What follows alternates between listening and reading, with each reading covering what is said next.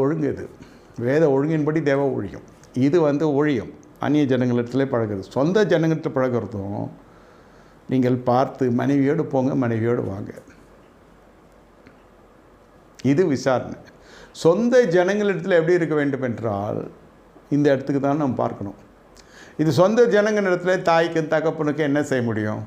மிஞ்சி போனால் அவங்க ஆசைப்படுவாங்க பாராத்தில் பிரியாணி சாப்பிட்ணுன்னு. செரிக்காது, நமக்கு தெரியும், நமக்கே செரிக்காது. இப்படியாக சில காரியங்கள் எல்லாம் நுட்பமான பகுதிகளும் உண்டு. ஏதோ ஆகாதோ அது ஆசைப்படும். கேசரி ஆசைப்படுறான், சுகர் நல்லா இருக்குது. கொழுப்பான பதார்த்தத்தை ஆசைப்படுறாங்க நைட்டில் சாப்பிட்றதுக்கு.